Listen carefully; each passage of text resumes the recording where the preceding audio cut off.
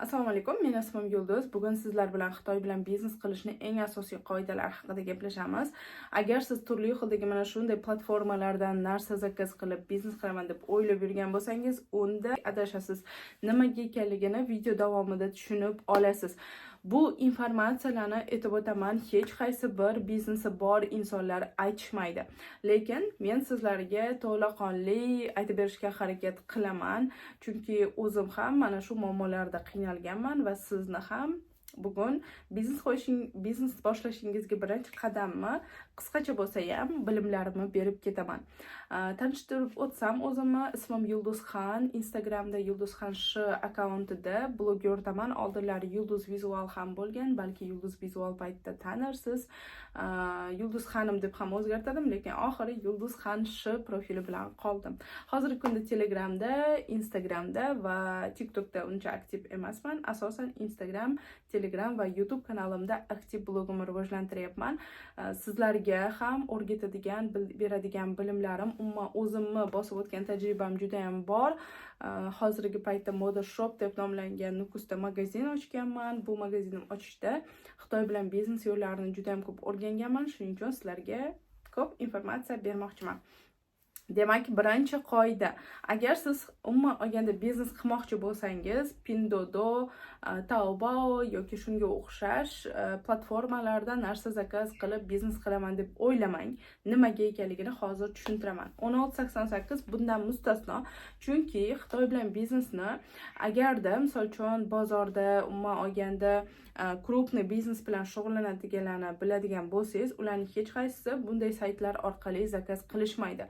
Ular asosan birinchi tochkasidan, ya'ni поставщикlardan xarid qilishadi yoki zavod dilerlari yoki bo'lmasam o'sha bozorlari, Xitoy bozorlaridan narsalarni olishadi. Bunga asosiy sabab bor.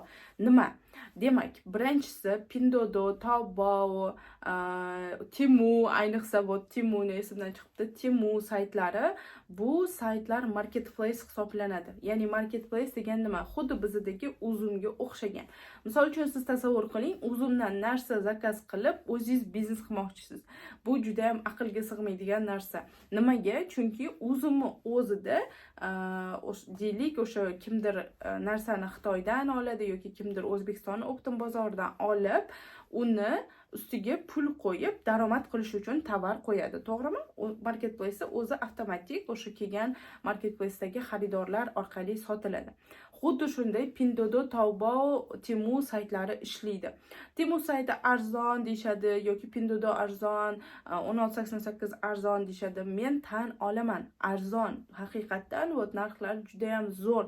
Lekin bitta narsa bor, ularda onlayn zakaz qilib olayotganingiz uchun birinchidan mashayniklarga uchrab qolishingiz mumkin yoki ko'rgan tovaringiz xuddi o'zidek original kelmasligi mumkin. O'sha joyda agar sizda ham shunaqa situatsiya bo'lgan bo'lsa, обязательно kommentariyda yozib qoldiringlar. Lekin yaxshi sifatli zo'r tovarlarni ham olishingiz mumkin. Buni ham tan olish kerak. Ammo siz agar realniy katta biznes qilmoqchi bo'lsangiz yoki umuman olganda kichkina biznes bo'lgan taqdirda ham realniy yaxshi foyda qilmoqchi bo'lsangiz, men sizga maslahat beraman, Xitoy bozorlari bilan birgalikda ishlashni. Men xudo xolisa o'zimni YouTube kanalimda ham sizlarga qo'yib boraman. Xitoyga borish niyatim bor. Buni juda ham istayman. Rosti o'ylasam ichim yonib ketadi Xitoy bozori haqida o'ylasam, lekin hozircha chaqalog'im bor, kichkina, shuning uchun пока что ko'p narsalar bunga to'sqinlik qilib turgani uchun bora olmayapman, lekin tez orada mana shu YouTube kanalimda ham Xitoy bilan Xitoyda yurganim va Xitoyni bozorlarini, sekretlarini sizlarga ko'rsatgan videolarimni qo'yishimga ishonaman va bunga xudo xolisa erishamiz sizlar bilan birgalikda. Xo'p, ketdi. Endi saytlar haqida yana davom ettirsam. Bu saytlarda ko'pincha siz aytib o'tganimdek sifatsiz narsalar kelib qolishi mumkin. Yoki sifatli bo'lib kelgan taqdirda ham sizga kelish narxi bilan juda ham qimmatga tushishi mumkin.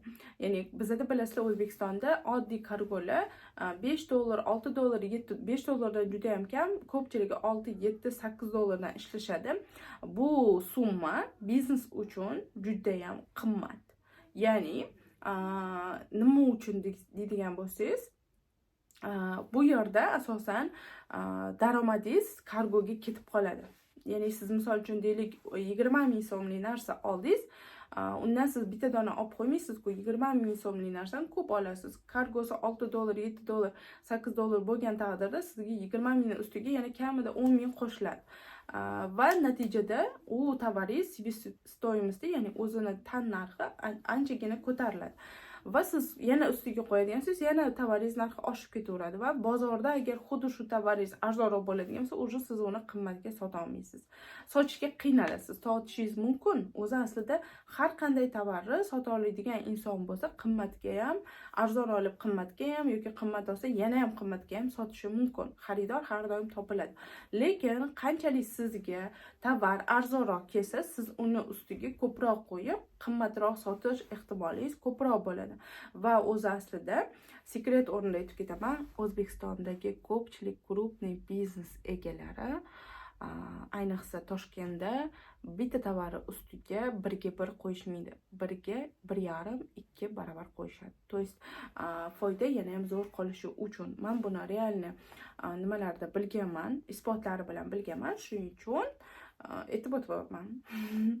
Lekin yana bitta jihati bor, конечно, tovari ustiga ko'p narx qo'yishi bilan uni barcha foydasi degani emas, ya'ni boshqa jihatlari ham bor. Ko'pchilik biznes egalari arenda pul, xodimlarga oylik maosh va boshqa xarajatlar tufayli ham mana shunday tovarni asl narxini ustiga ancha-muncha qo'yishi mumkin va qo'yadiganlar ham bor. Lekin yana bitta narsani aytmoqchiman, agar siz Xitoy bilan biznes qilmoqchi bo'lsangiz, hozir o'zida Taobao, Pinduoduo, Temu saytlarini unuting. 1688 ni alohida aytib ketyapman. Nimaga? Chunki 1688 da o'rtimchilar bo'ladi. No, bitta yomon tarafi bor. U yerda ham siz arzon tovar topishingizga ko'p vaqt ketadi. Undan tashqari tovarni sifatini tekshirib olish, umuman olganda u sifatli keladimi, yo'qmi degan taraflari ham bor. Liba siz Xitoy o'zida kargoingizni o'zi yaxshi sifatini tekshirib, keyin jo'natadigan bo'lishi kerak, yoki bo'lmasam Xitoy o'zida bayerga o'xshagan odamingiz bo'lishi kerak. Ya'ni biz shunaqa odam bilan ishlaganmiz. To есть 1688 dan zakaz qilinadi va u inson ko'rib, Xitoy o'zida yashaydigan bo'lganing tovarni ko'rib, sifati yaxshi bo'lsa olib bizga jo'natadi yoki yomon bo'lsa aytiladi va Xitoy o'zidan обратный o'sha yuborgan o'sha magazinga qaytarib beriladi. To есть sifati tekshirilib bo'lgandan keyin yomon bo'lsa qaytarib beriladi. Lekin siz agar 1688 dan O'zbekistonga olib kelib qo'yadigan bo'lsangiz, u tovarni siz sifatini tekshirib ola olmaysiz, ya'ni tekshirib qaytarib jo'nata olmaysiz.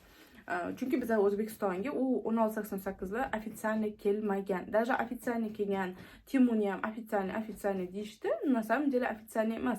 Nechta odamlar bo'lmag'ur narsalarni sayt orqali zakaz qilib, endi bilmagan, yaxshi tovar deb o'ylagan, kelgandan keyin boshqacha narsa bo'lib chiqqan paytlari ham juda ham zo'r bo'ldi. O'zi Timuni ommalashib ketishiga ham juda ham ko'plab ijtimoiy tarmoqdagi blogerlarni sabab deb keltirsak ham bo'ladi. Hamma ko'rsatdi, zakaz arzon keladi, u bu deb reklama qilishdi. Shuning natijasida juda ham ko'pchilik ishonib zakaz qilishdi. Hozir menimcha juda ham oldingi safargidek aktual emas deb o'ylayman. Hatto men o'zim umuman zakaz qilib ko'rmadim.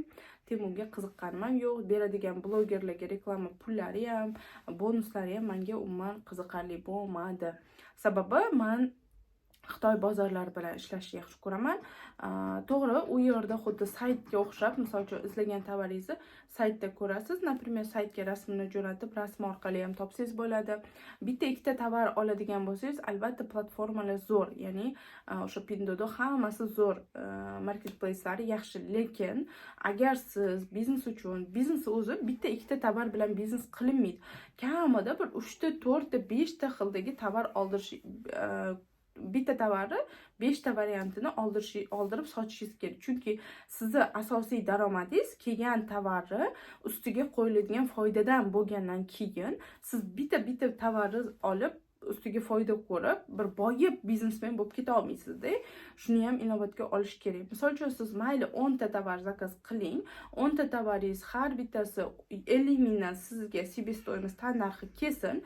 Siz uni 100 mingdan sotsangiz, mana 10 ta tovaringizga 500 ming xarajat ajratgan bo'lsangiz va siz uni 500 ming emas, 1 million qilib o'sha o'zingizga qaytarib pulni olsangiz, daromad qilsangiz, siz o'sha 1 millionni yana обратно tovarga tikishingiz mumkin va bu safar 20 ta tovar, keyingi safar 30, 40, 50 qilib shunaqa qilib обороtingizni kengaytirsangiz bo'ladi.